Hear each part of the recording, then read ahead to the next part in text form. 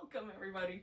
This is Yin. Now we're focusing this in the Chinese medical way of thinking about, I don't even know if that's the right word, but in the traditional Chinese way of thinking about spring, there's an element that goes with spring, and that's the element of wood. The element of wood might be a little bit kind of nebulous of a concept if you're more accustomed to the earth, air, fire, water system of even earth, air, fire, water, ether, add that fifth one on there. This one is totally different. So in the Chinese system, it's earth, fire, water, metal, and wood. And wood has qualities of air, it has qualities of water, it has qualities of earth. So there's a kind of grounding, but a flexibility. There's certainly a kind of quality where trees are sort of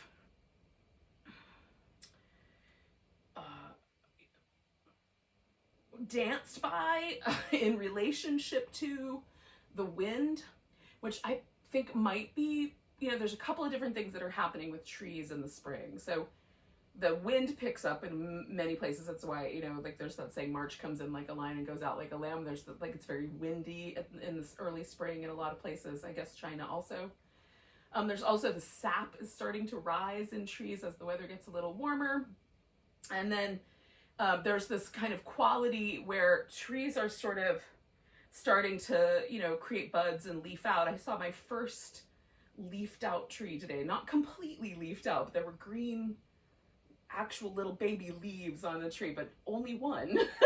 So we're at that kind of place in the planet where every day there's going to be a little bit more kind of growth in terms of trees. And certainly if you suffer from allergies, particularly tree pollen allergies, this might be a time of year that's not your favorite, but in any case, the quality of wood in the body is represented by or kind of in harmony with or conjunction with the liver and the gallbladder. So the liver meridian runs up the inner thigh, and then the gallbladder meridian runs up the outer thigh, outer hip, outer side of the body. So the whole, it comes up the side, goes kind of around the armpit, winds up the side of the neck, and it does this really interesting kind of back and forth thing before it ends right at the tip of the eye, which it's one of the kind of longer meridian pathways in the body. And the gallbladder is such an, especially in the Western medical way of people take gallbladders out sometimes because they're not functioning the way they should. So it's really interesting to me, right? They make little stones. The kidneys and the gallbladder both kind of have a habit for some people of making little calcium deposits that can cause trouble. So the fact that the gallbladder meridian is so long, it covers the whole kind of side of the body. It interferes with the jaw, the eye. It's very interesting to me. So we're going to do practices that kind of work those lines, this kind of inner thigh, outer hip line. But we're also going to try to get in between some of those other components. And you'll do this in a way that feels intuitive to you, but some of the sort of rooted but flexible kind of components. So as we're hanging out with a pose, if you want to do a kind of gentle sway, or you feel like you want to go a little out of the sensation and toward it, so that you're sort of embodying the qualities of wood that are, not just the rooted, solid, earthy kind of quality, but also some of that sort of fluid, airy, watery quality of wood. You could also do that. So I'll encourage that. We're going to start with a reclining butterfly because that will get us started on that liver pathway. Also, the kidneys live in that area too. And certainly yoga poses don't distinguish as much as acupuncture would, for sure. I'm just going to put my strap close enough that I can reach it. We're going to do a series of things where the leg is suspended in the air, and a strap will make that a lot easier. Okay, you can also put, if you want to support your back, you could put a pillow or a couple of yoga blocks down on the floor so that you have maybe a little bit of an expansion in your chest. If you spent your day sort of hunched over a computer, that might be nice. It's nice anyway. Even if you did not spend your day hunched over a computer, it's very lovely. Okay, so then the butterfly, you will want to, and this will be based on your anatomy and how much your hips externally rotate and all kinds of other things. For me, there's space that lives under this thigh on either side. So I fill that gap. So I find the stretch sensation and then I fill in the negative space that's left behind. You may want to hang out with the little extra bit of room, or you may want to put the props so that there's a less sensation, right? So you can adjust. I like to start gently. So it's like, oh, I just barely feel that. And then as I hang out with the pose, if it softens, then I add on.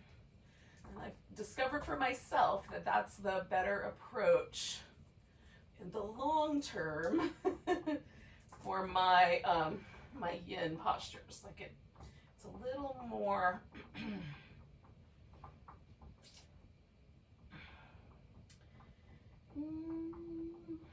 what's the right word? Kind is the word that's coming to my mind, but it's not exactly the right word, but it's just a little bit more long-term focused in terms of the overall longevity of my hip sockets. If I'm a little more kind than not kind, it's definitely contributes, I think, to their longevity. And then the most important component of the yin, which is once we're here, we soften everything, right? Let go everywhere. Relax the mouth.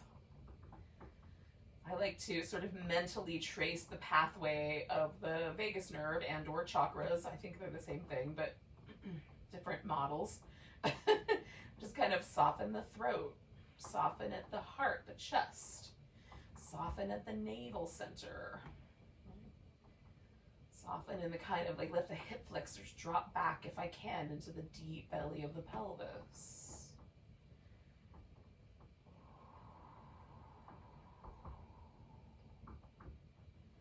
Soften any like clenching or resistance that I find that I might have gone out into the world with today.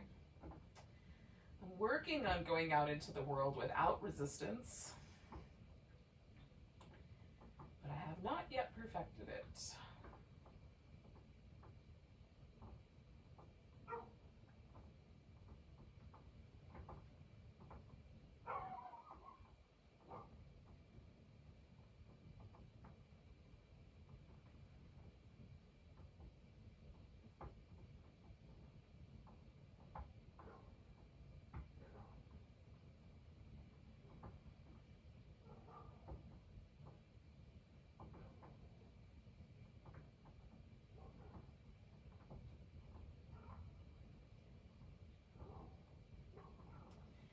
There's some little mental shifts that I'm working with right now in terms of spring, which is this little mental shift about sort of opening to possibility. And spring is a fresh, everything is fresh, it's a brand new start.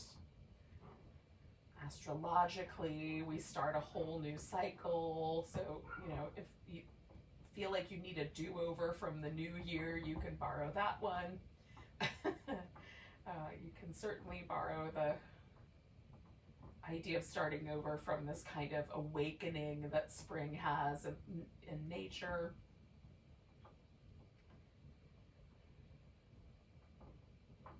So can I create a sense of just shifting my mindset to one that's joyful and pleasantly surprised and fully invested in this freshening up that is spring.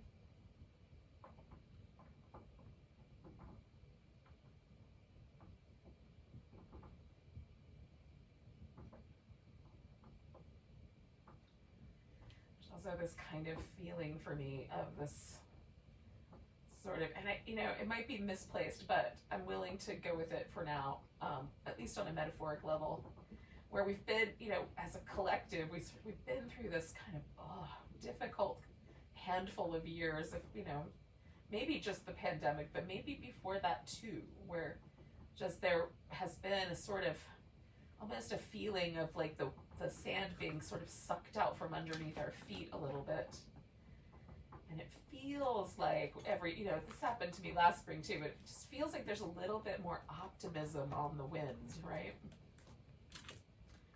So I'm kind of leaning into the optimism.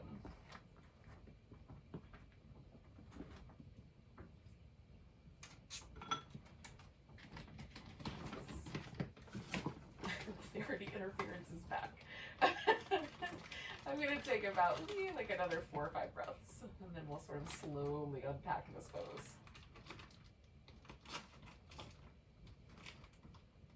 This is definitely our longest pose for tonight. So if you've already emerged from it, I understand.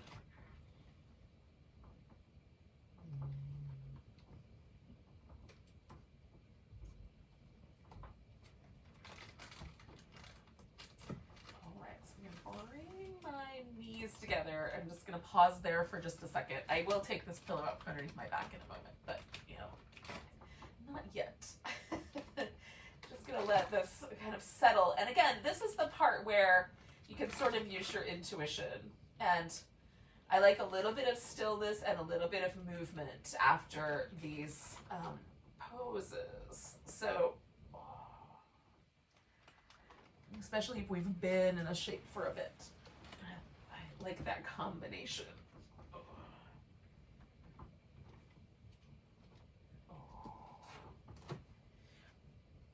Now the liver has some emotional qualities to it.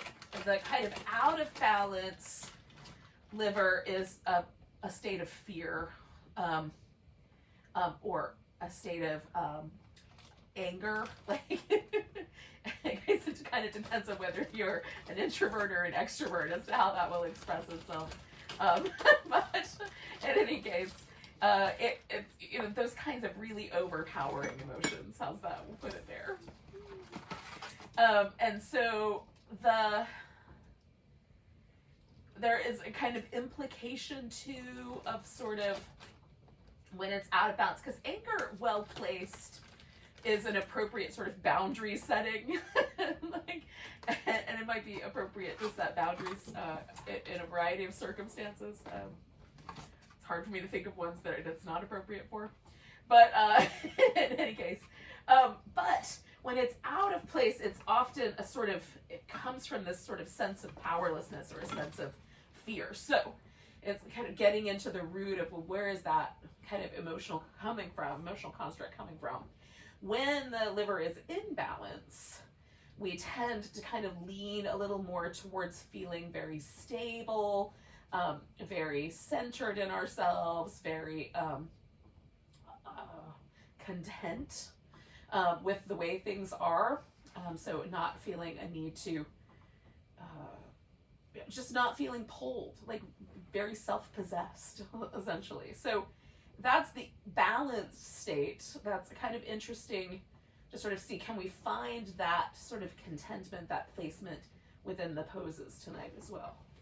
Gallbladder is out of balance, kind of leans itself into things that are more like little pet peeves, things that are irritants, being irritated, might be physical, might be mental, and then sometimes too kind of holding on to those feelings of anger or fear, like in the same way.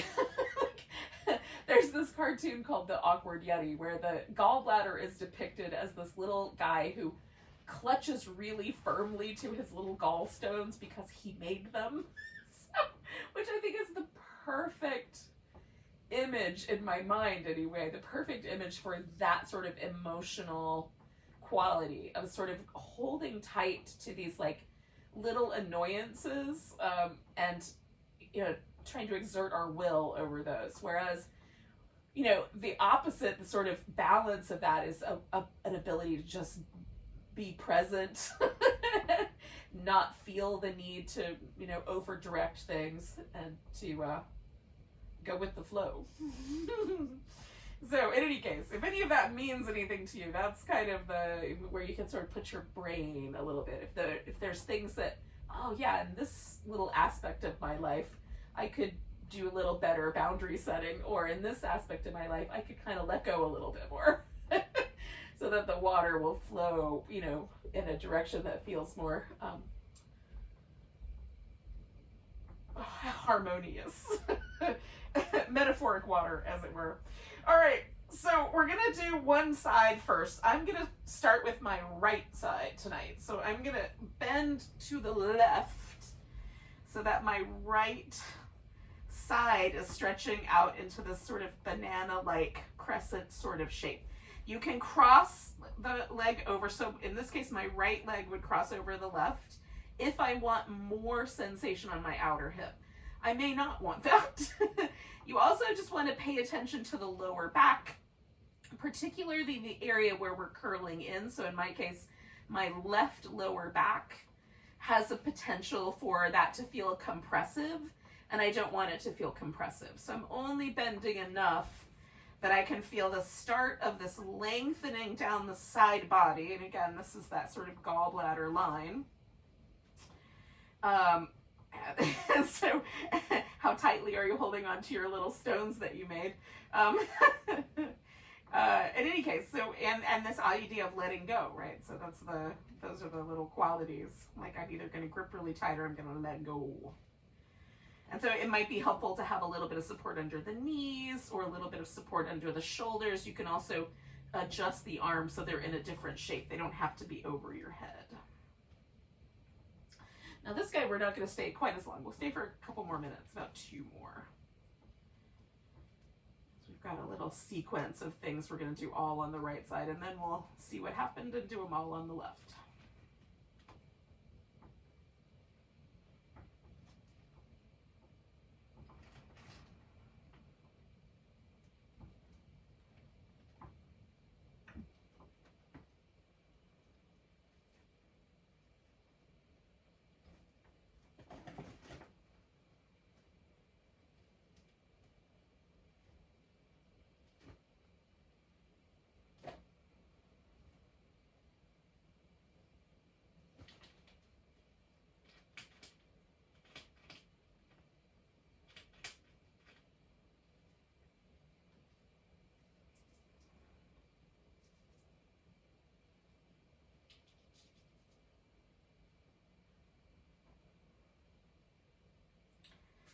Realized I was sort of gripping with my feet even, so I'm gonna let that go. See if I can release my grip a little bit more with this shape for just the last 30-ish seconds or so here. Sometimes for me, these places where I'm holding tension, like muscles are tightening up, are actually kind of sneaky. They happen without me realizing I'm doing it until I kind of scan through that area and realize that I have some tension. So from time to time, it might be helpful just sort of from head to toe, like take your attention through your body and see, like, am I holding on in a too tight way anywhere? Okay, so we're gonna take a nice big breath, and then we'll come out of that shape, and I either move the torso or the legs first, and then I do the other. It doesn't really seem to matter, but whatever feels like the better thing to start with for you. If it feels best to slide your legs out of the pose first, do that. Now this right leg is going to be the one that I'm going to use the strap with. Now you can hold on to your big toe, but it's a long time to hold on to your big toe. And I will just say, having done it in the past, holding on to my big toe for this whole sequence, the next day my pec was really sore. So that might be because my arm is kind of short and I was really stretching my pec out to hold on to that foot. So I do recommend a strap, but if you don't have one, you can make it work. You can just hold on to your leg in whatever way seems appropriate. All right, so I'm going to bring this guy in, and we're going to do the back of the leg first. Now, your leg, like some people, the leg will kind of lean over the head, right? Some people, the leg is going to lean down toward the floor. Some of us, it might be feel like it's more straight up and down. It will largely depend on how much length, or the glutes or the hamstrings or your calf muscles are able to give you. So we're, again, looking for that place where we feel sensation just at the edge. It's like, okay, I feel a stretch through my hamstrings, I feel a little stretch through my calves, but it's not so intense that I'm going to grip on really tight. I still want everything to be able to be loose. I sometimes love to have like a pillow or a rolled up blanket next to the hip, so I have almost like a little armrest. And then it also gives me just something to feel like I can sort of relax it into the side of. Again, this is where you might keep a little sense of a movement going. So the intensity is there, and I can slightly bend and slightly straighten my knee without really losing that intensity. I can also slightly rotate outward, slightly rotate inward, and not lose that. I can point my toes and flex my foot. So there's little tiny movement that I can use just to explore the shape.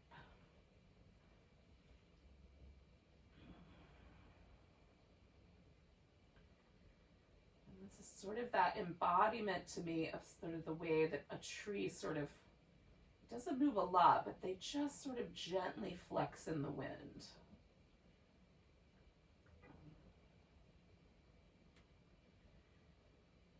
Quality, like it depends on the tree, right? So like a willow tree might be really loosey-goosey compared to like a really big oak tree, like a 200-year-old oak tree, which moves like ever so slightly. So it might depend a little bit on your tree nature. Are you more like a palm tree or more like an oak tree?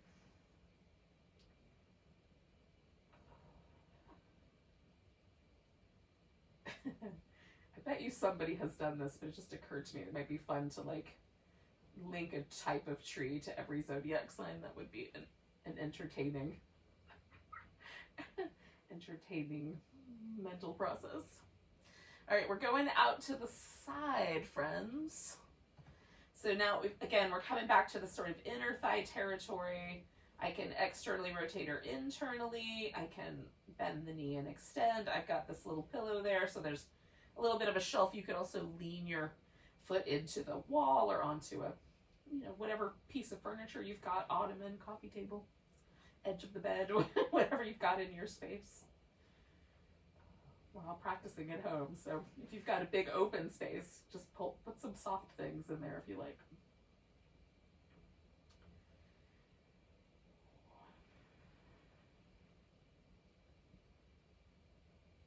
So the last pose that we did in this kind of liver, inner thigh, it's the kidney meridian lives in here too, was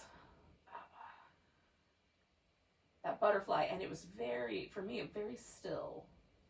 So I'm sort of enjoying having just a little bit of really sweet movement here. Not enough to make the pose overly dynamic or yang-like, but in this kind of like clouds moving over the face of the moon kind of yin. It's like in and out a little.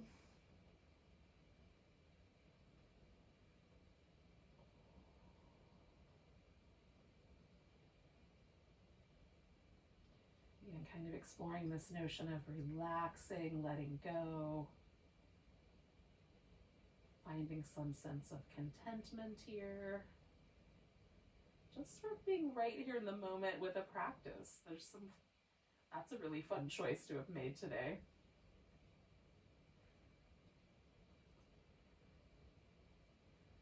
I just got a teensy bit more time here.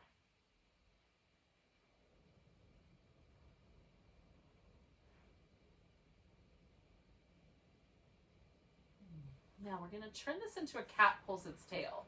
So to do that, I'm going to roll onto my right side. This is my right leg. Okay. So if it's your left leg, you're going to roll onto your left side. I'm going to use my arm as a pillow, but you could put a pillow under your head instead. So then I've got my right foot coming all the way around behind me, and I'm going to keep using the strap, but you may decide that you want to reach down with your left hand and hold onto your right foot. Okay, instead, I'm going to use my right hand on the strap, and then I'm going to just let my left hand sort of hang out here. So I've got the strap goes all the way down my back, and I'm holding onto my foot with my right hand. Now you can kind of roll your left shoulder down toward the floor, but we are going to do a twist in a minute. You can extend your left leg out, even grab hold of that left leg and stretch it out if you want to. You can switch hands as to which one's holding onto your foot if you care to. You might be holding your right foot with your left hand and your left foot with your right hand. So there's a little bit of quad, right? So I'm stretching the top of my right thigh, the right knee, the shin, and then I've got this sort of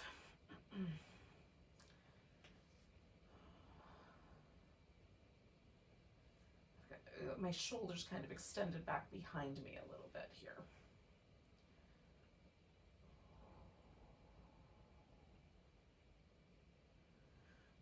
I could rest it, I could hold my foot. I'm just letting it kind of hang out behind me a little.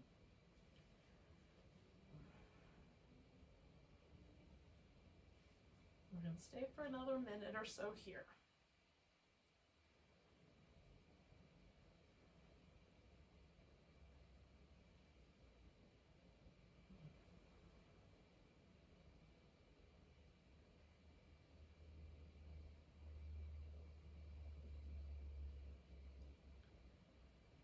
Again, this kind of meridian for the gallbladder kind of comes up and intersects around the armpit a little bit before it comes up to the side of the head.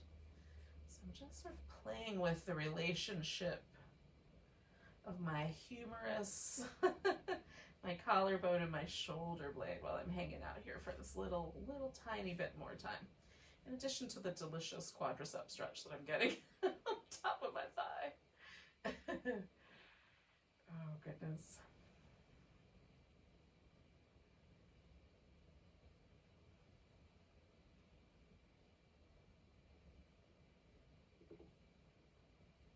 All right. So I'm going to let go of this right foot, stretch it out for a second. I'm going to just let my legs hang out stacked up for a moment, and then I'm turning my upper back down onto the floor. So as best I can, both my shoulder blades are touching the ground. This does cause a little kind of lip there, a little lift between, that's what I'm trying to say, a little lift between my thighs. So I'm going to use a little pillow. I'm also going to take my outer left leg and wrap it around my right leg. Now this is going to shift the sensation into my left outer hip. And then there's a spinal twist, which again is kind of, the twist kind of creates this shearing kind of stretch on the side of the waist. I could extend my arm out if I want to do a little bit more stretch through the pecs. I can keep the arm a little closer in if I want that to go kind of deeper into the shoulder joint itself. Be a little bit more soft. It won't be quite as much sensation. And so we'll hang out with the twist for a couple minutes. Now, you can turn the head the opposite direction of the legs, right? You can go all the way around. You can point your nose the same direction that your knees are facing, or you can keep your nose sort of with the breastbone. Hopefully that made sense. Oh, goodness.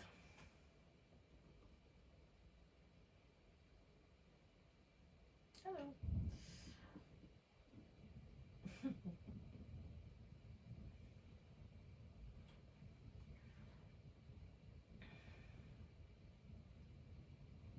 It's very busy today.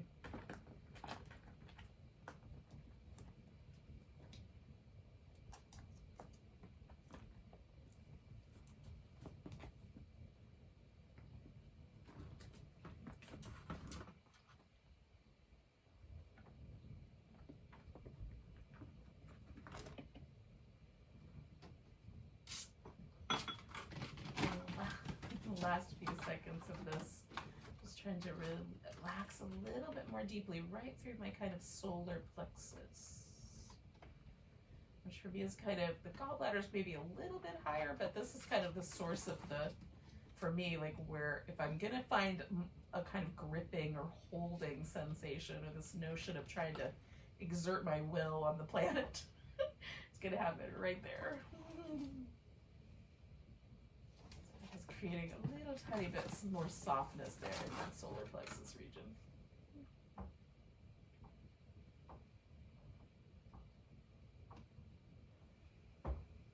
Okay, we're gonna take a nice deep breath. I'm going to bring myself back to the center, and again, I'm going to take a moment to sort of check in, maybe do a little bit of movement. I'll offer you that same sort of notion and opportunity, and then we'll repeat what we just did, all on the other side.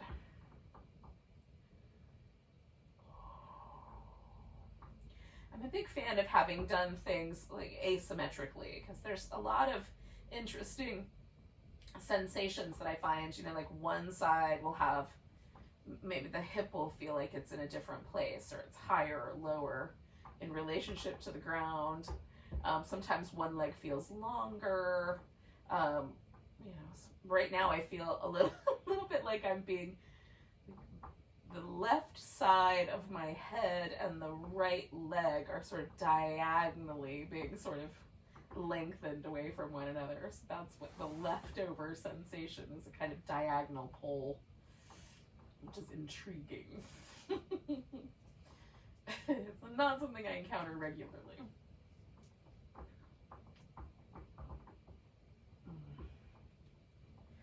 Now, you may not be ready to do the other side. I'm about 2 breaths away from being ready. I need just a little tiny bit. Okay, so we're gonna start with that long banana shape, crescent shape. So this time my left side is gonna be the stretched out side, and I'm curling toward my right. I'm gonna start in the same sort of position I started on the other side, and then I might change my mind about what I've done here as I settle into it.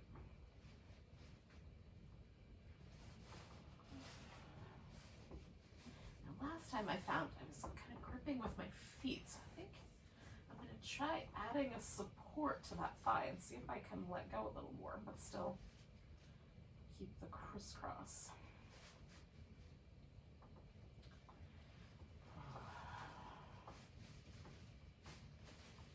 One of the things I've learned about Yin over the years that I've been practicing it is less is more quite often. Like, I don't have to lean really hard into sensation. That's a very yang approach to a Yin practice. Instead, it's more kind of, how can I allow this kind of stretchy sensation or pressure sensation to evolve gently and kindly.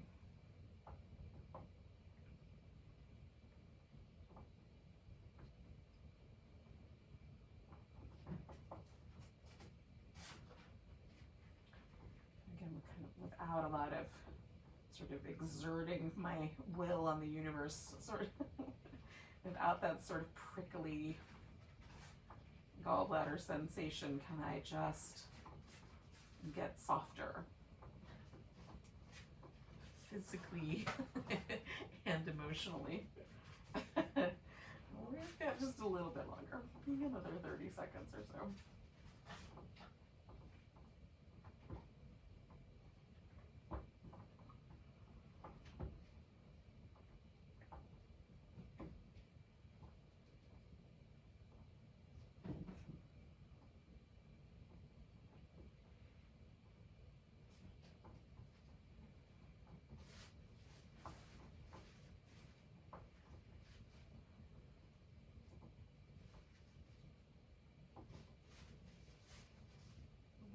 So we're going to take a nice big breath. We'll come out of there. And this is where we're going to, there it is. We're going to come back with our friend the strap. I need to turn just a little bit more on a diagonal. Hopefully that won't cause any trouble for you. Um,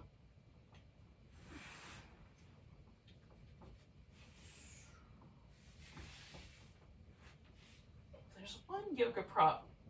I mean, I would invest in a blanket first. But most people have blankets in their house. Like at least one. So then the next prop that I would invest in is a really nice long yoga strap. So this one that I've got right now, I think is 8 feet long, and it gives me the opportunity to have it go up underneath my back. So I can really, in many cases, do a pose like this and the next one without holding on to it very much. I've got it in my hand, but I don't really have to exert a lot of energy to maintain that. Mostly gravity does the work for me. And again, I'm going to approach this with this little teeny tiny sort of gentle in motion within the sensation of that kind of back of my leg being asked to change or shift or open or hydrate is more accurate, but however you might, put words to that.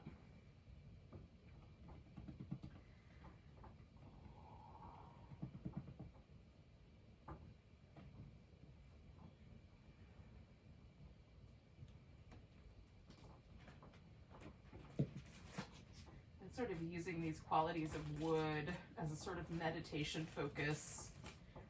Some of my meditation time, I just like to be as present as possible and not give my brain anything to do, but because my brain likes having something to do, I will sometimes give it a task, and then the task I've been giving it lately is to consider, right, like what is the quality of wood? What are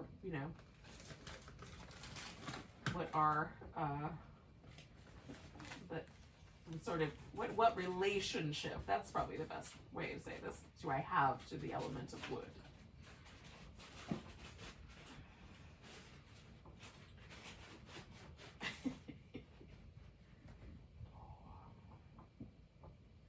It brings up all kinds of really interesting notions to me, like looking through folklore and other kinds of, like there's I think it's from the Lord of the Rings, the Ents, the little tree guys that are sort of protective. We're gonna go out to the side, y'all. It brings up, kind of groves of trees in my own experience of being in the woods. There's this Japanese concept called forest bathing, where you intentionally wander through a wooded area with the sole purpose of just being in the trees, which I think is delightful.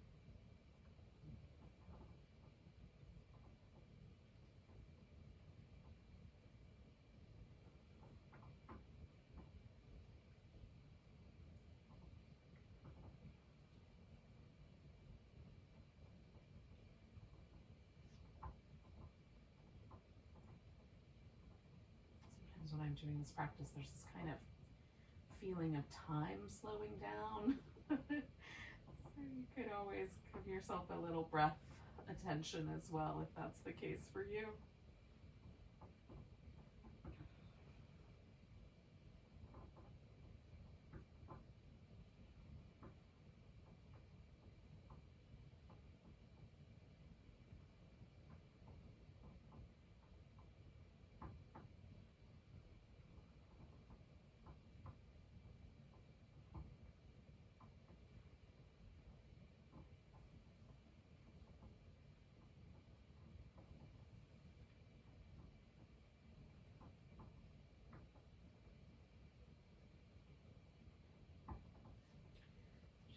few more breaths to go here.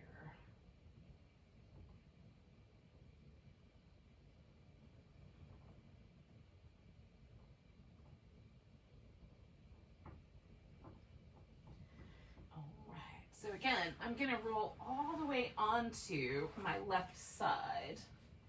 I'm gonna kind of come around. You can just roll onto your left side, but the audio quality drops significantly when I turn my voice away from you guys, so I'm gonna turn all the way around, even though it's elaborate. Okay. I'm just kind of positioning myself so I'm not right on that greater trochanter. This kind of bony protrusion of the outer thigh, outer hip. I could sort of put my body weight more on this sort of side of my hip and take a little bit of the pressure away from that. It's much nicer. If your greater trochanter doesn't stick out really far, then it might not be an issue.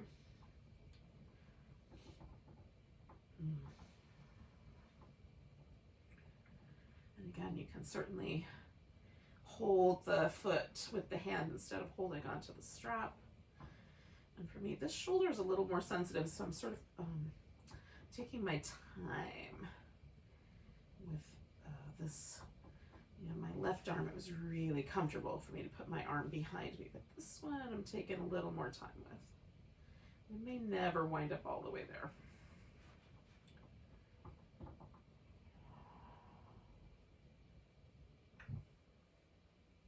Well, not tonight anyway.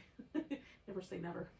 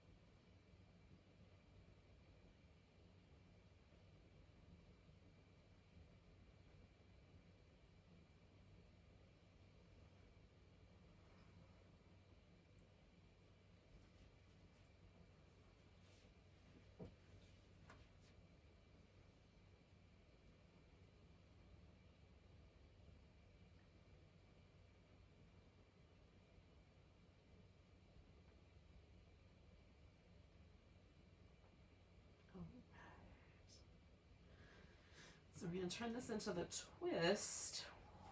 I'm going to release. Slide that off.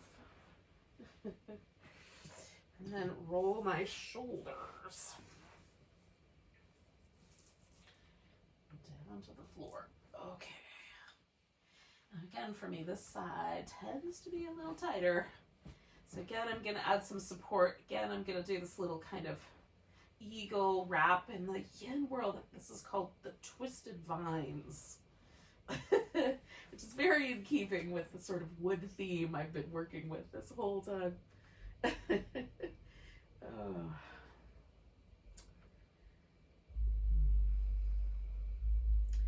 I have a cool kind of length of wood that was a little tree that got wrapped around with a really powerful I'm trying to remember what kind of vine it was. I think it was that this kind of orange trumpet shaped flowers. I think it was one of those, or maybe it was wisteria, but the branch of the wood, like the wood grew in a spiral pattern, and part of it, it's very cool the way that happens. So this is also a kind of quality of wood, which is like making room for itself, despite the pressures that it has around it. So we've got these little twisted vines for that notion.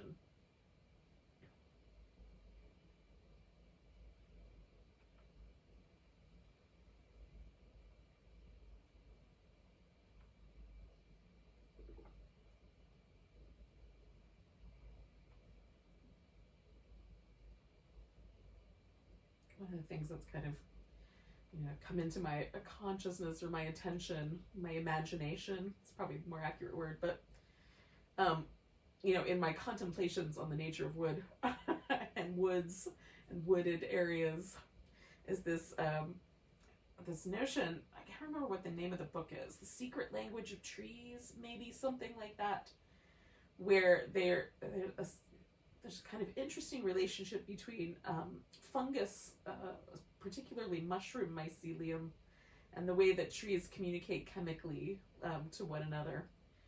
So these little networks of mycelium that live underneath the soil, which is really the mushroom. The part that we see at the top, on the top of the soil, is the fruit of the mushroom. It's how it spores and reproduces itself. But the mushroom itself is this kind of network of, web-like, very delicate, frosty-looking tissue that kind of spreads itself out through the soil. And trees can chemically communicate across that network, and it's very reminiscent kind of fascia, the way fascia works, and the kind of laparoscopic images of fascia that we have now, where you can see these kind of webs of tissue and the little kind of dewdrops of water, suspended in that fascial tissue. It's fascinating. But this kind of, yin lends itself into this. We're going to take 2 more breaths, by the way. This sort of awareness of fascia. It's not an easy tissue to be aware of, right? Because it covers everything. It's underneath the skin. It's over top of every muscle. Every blood vessel's wrapped in it. Everything is wrapped in it. It doesn't have any motor nerves or any properties of movement per se, but it allows for or creates the conditions for movement, right? It's a very interesting tissue. And so there's this kind of parallel in my mind, like our little myofascial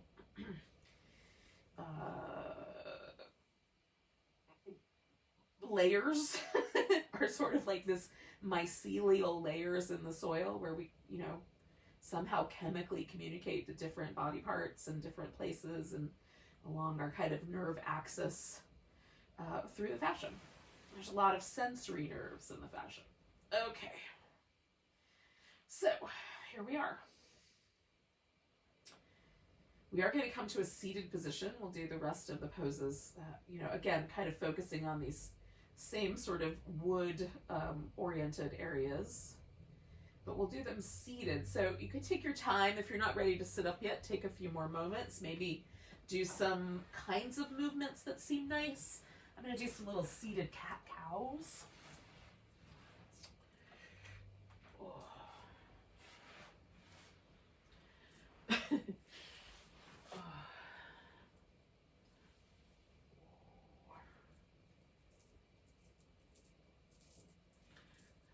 Jewelry that I didn't take off that now I have to adjust for.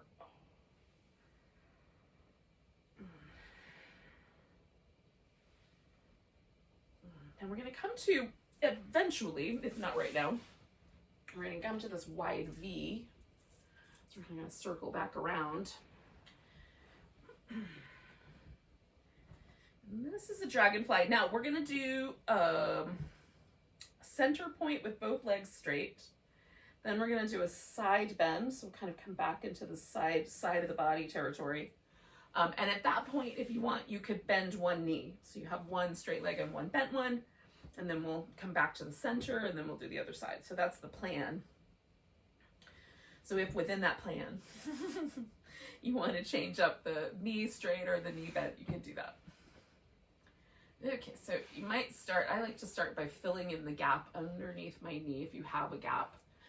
Some people will find it's nicer to sit up a little higher with the hips. No, you can just sit up, especially if that's tricky. If it feels like your pelvis wants to lean back and sitting up, creating the conditions upon which you can sit up, that might be exactly the right place. If you want, you can fold forward. You can add, If you fold forward enough that your whole like chest, belly, face lands on the ground, you will not need anything else. But if that is not possible, you can fill in the space between either your arms or your forehead so you have a little kind of place to live. Now we're going to stay again about 2 minutes here. Then we'll do our side bend. Then we'll come back for a couple minutes. Then we'll do our side bend and finish for a couple minutes. So the dragonfly is the name of this pose. Maybe the dragonfly has some symbolic meaning to you. It also is a symbol of rebirth or starting over, or, you know, it's a very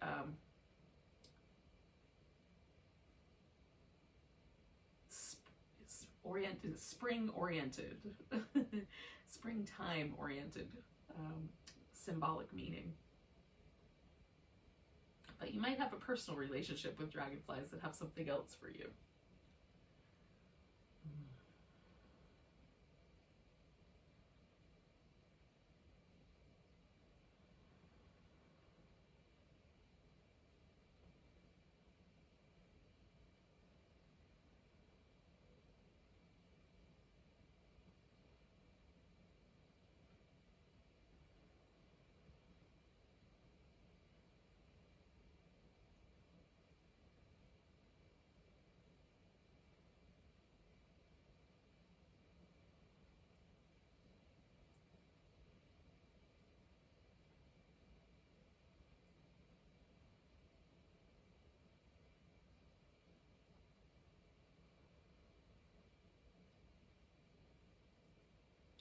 This first round, I'm kind of exploring keeping my spine more aligned with the pelvis. So as my pelvis is willing to go forward, I've allowed for that. Or take a nice big breath. And then we're going to back off and we'll take a side bend. You just pick a side. I'm going to go over here to my right first. Now you can bring your arm over your head. We're going to hold for about 2 minutes. So if that seems doable for 2 minutes, you can certainly include that. It's a little more yang maybe on the arm, but you know, yin has that little tiny seed of yang in it.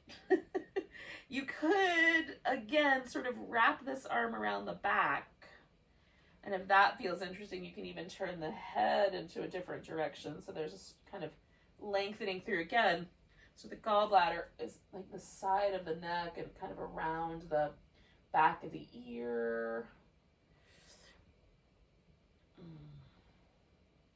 So if that feels like an interesting place to sort of release tension, you could. So I once had a condition called Bell's palsy. And it's a very interesting condition. It's, you know, it's sort of a numbness. It's not a stroke, but it's almost has some things that are sort of reminiscent. You lose all the muscle tone in your face. Everything tastes like metal. You can't, especially, it tends to be hemispheric, like one side.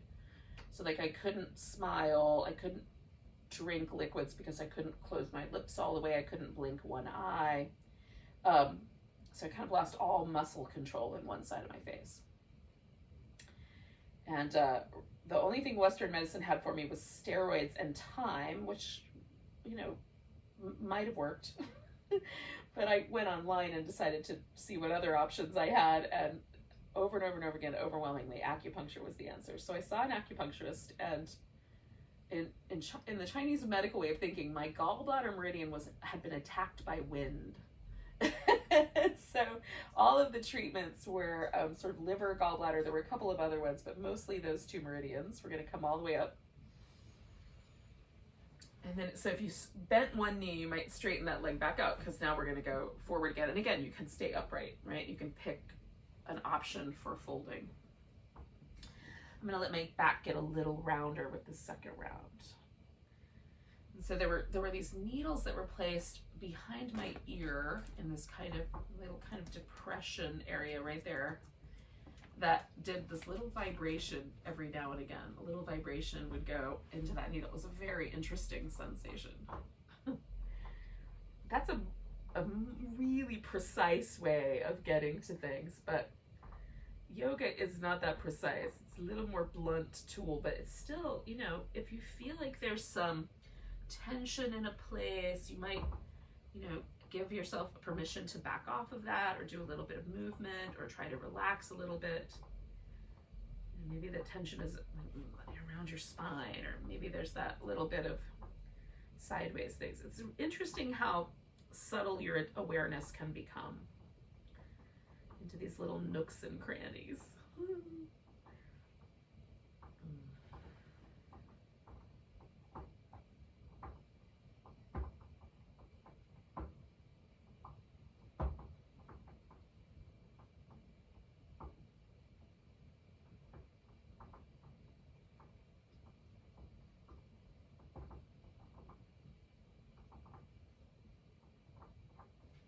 Now the back of the legs and right up the center of the spine, up the back of the neck, across the head, and connecting to the inner corner of the eye is the Bladder Meridian.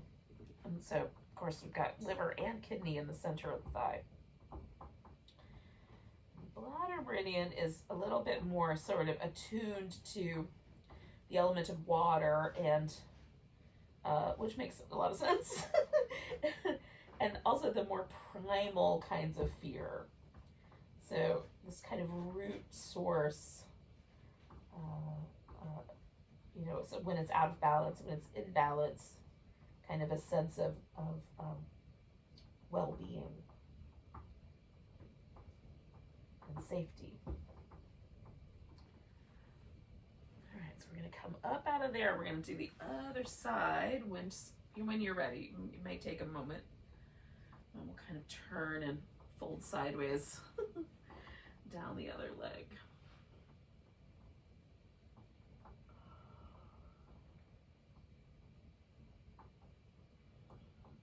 Again, you can kind of play with these really subtle areas here. It suggests not being overly, you know, like more like, oh, I feel something really intense, I'm going to back away from that, as opposed to like being really aggressive with it. Make it very gentle. And again, the arm could go up over your head or around behind your back if that seems like something that would be nice.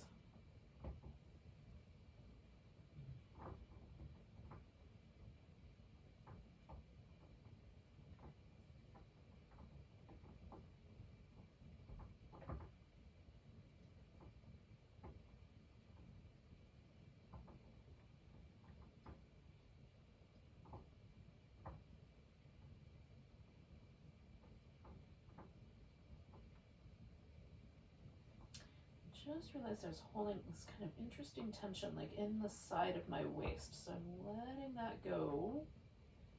Sometimes I realize the reason I'm holding tension is because I'm in too deep, and sometimes it's just habitual, so just checking that part out. Again, this is just a reminder for you to do similar work. Scan through, see if you're holding, if there's muscle tension that's trying to protect you from yourself. We're going to take 2 more breaths here and we'll come home back.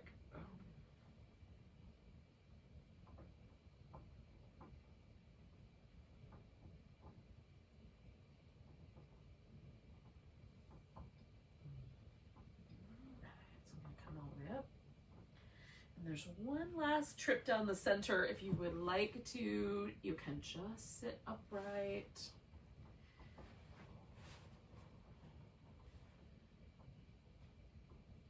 It's a long time. So if you've done this with the legs straight this whole time, it's around 10 minutes altogether.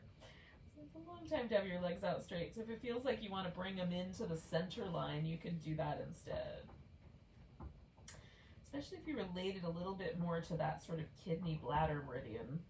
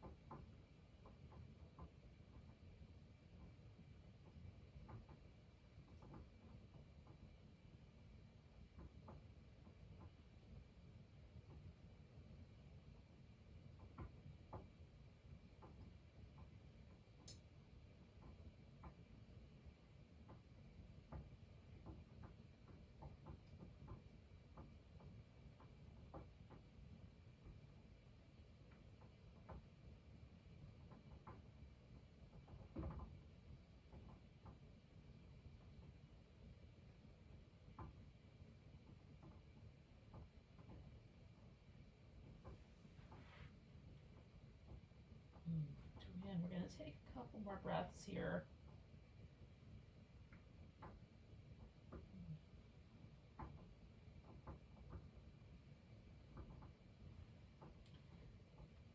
And then I'm going to come out of my pose with an inhale. Lean back a little bit. Oh, bend my knees first. And then pick the legs up. There's a little bit of action in the muscle there to get myself back to the center line. Oh. That's long enough that there's quite a lot of sensation. So I'm going to pause for a moment, do some little cat-cow shapes. Now, the only thing we really have left to do is the final relaxation. So that could be, if you would prefer, a seated meditation posture. So we're going to stay for 5 or 6 minutes, 7 minutes. It's a pretty good amount of time. So if you want to do a seated meditation, you can. That's feeling kind of nice, actually. But usually more my preference is to lie down in a corpse pose and go for that level of relaxation. You could also do a little inversion where you put your legs up either straight up a wall or like up over the edge of a couch or a chair, or even if you have a bed that's not too high. Well, if your bed is high enough, it'll almost be like legs up the wall. Otherwise, a little bit more like that sort of bent knee, calves resting up on the top that you would get with a chair or a couch. So whatever's right for you. Having the legs up is really nice. And again, there's this kind of, sense of sort of, kind of balancing between the inner thigh and the outer thigh. If it feels like one of those is more active with your legs up, you can sort of position yourself so that you sort of wrap a blanket around your legs or use your yoga strap and kind of put that around so you can kind of lean the legs into that, so it doesn't feel like you have to exert too much effort to keep your legs up. That's what I'm getting at. I'm not sure I did that very well, but in any case, what I'm going to go for this evening, once I get this blanket in place, is a little bit more of a sort of starfish shape. So I'm going to take my legs wider than I would normally do for the corpse pose. Not so wide that I am causing any sort of consternation for my hip joints, just a little like broader. So there's a little more sense of sort of, stretching roots out, if that makes any, you can get that imagery in your mind. And similarly with my arms, like once I get my shoulder blades positioned so I like it, kind of letting the arms find the widest point that they're comfortable with. Now, if I were trying to do this with a blanket over me, my little, the fingertips and toe tips might stick out because blankets are only so big. But it's relatively warm in my home right now, so it feels fine to do it without a blanket. But if you're cold at all, cover up. It'll help make you feel cozy.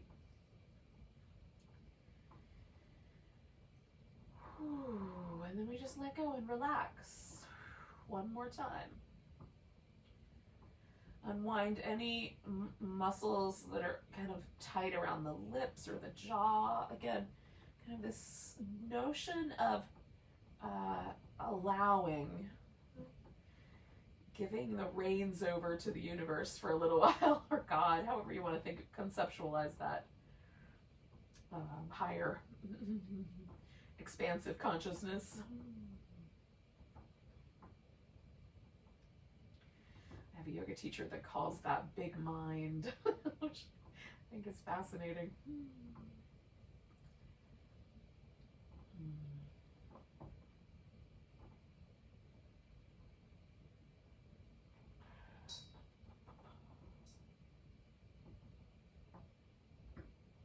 Release any tension from the eyes. Lift your, again, sort of the outer corner of the eye, just get ever so gently softer.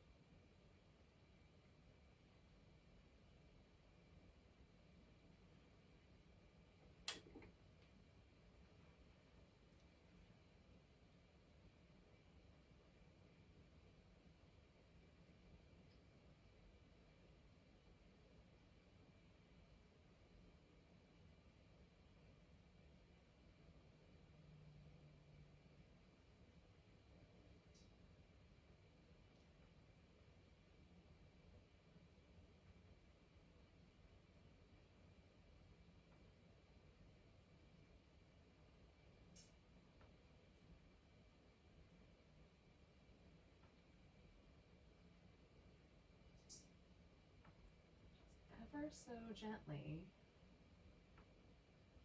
become aware of the breath again.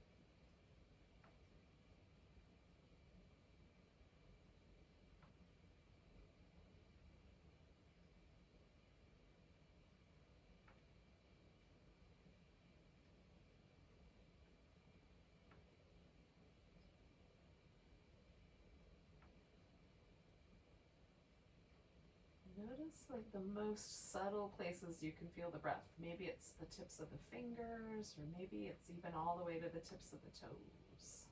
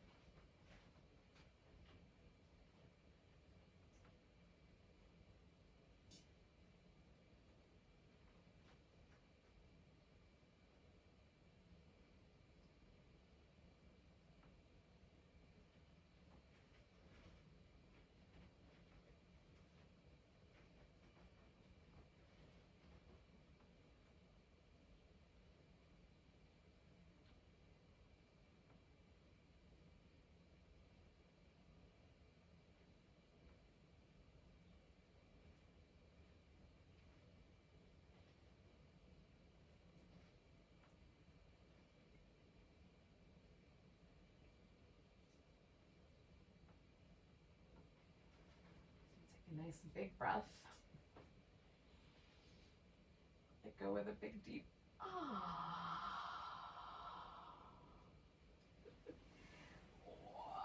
stretch, move.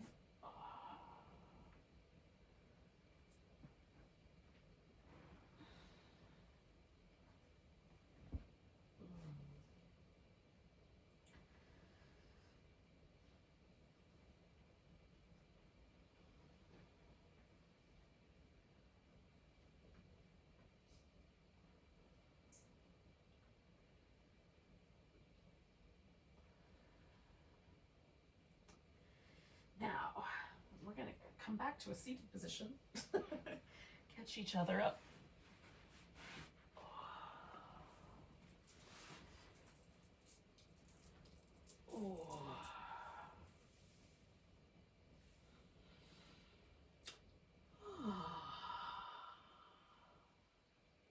Thanks for joining me for some spring flavored Yin Yoga. Hopefully it has done good things for your sap. Take a nice big breath. Big deep sigh. Namaste, friends.